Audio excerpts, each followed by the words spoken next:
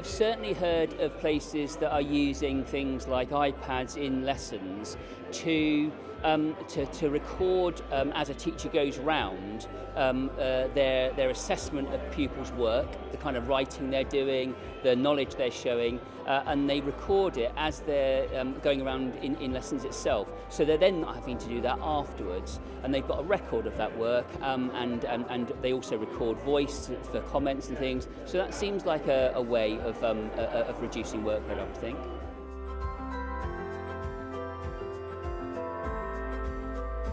Well, I think the DFE and us have done a lot of work on this in the last couple of years. I think not only the use of social media, but also in the things we communicate, and also the way we ask for feedback on things.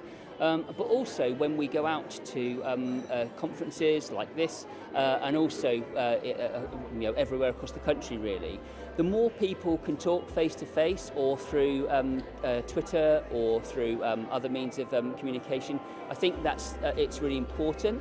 I think that the trust will develop over time the more we have that kind of contact.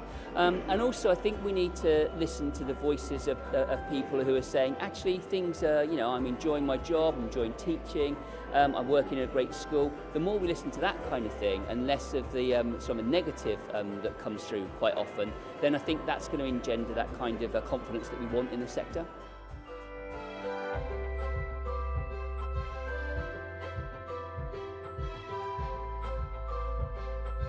I think there's a genuine desire from the Department for Education to reduce the kind of workload that is associated with teacher assessments that have to be reported. Clearly, teachers have to assess anyway. That's their job, to assess, to work out what needs to be changed in their teaching or to improve the pupils' learning. So from that respect, you're never going to take away teacher assessment, and you shouldn't do. But the idea that teacher assessment is used for that official reporting is problematic.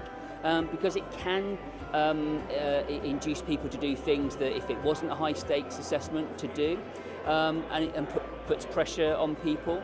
And so I think the idea that pupils are tested in a way, as long as there's a recognition of how that information can be used and should be used, I think that's not a bad thing. And I know that teachers will always go the extra mile in these things, and therefore, sometimes we need to save them from themselves. This is so hard working. I attend a lot of conferences. I think speaking to people face to face is always a good thing. I think the more that this can be encouraged for people to listen to each other, to hear the real messages rather than the mediated messages, I think it can never be a bad thing. So yeah, I would encourage it, yeah.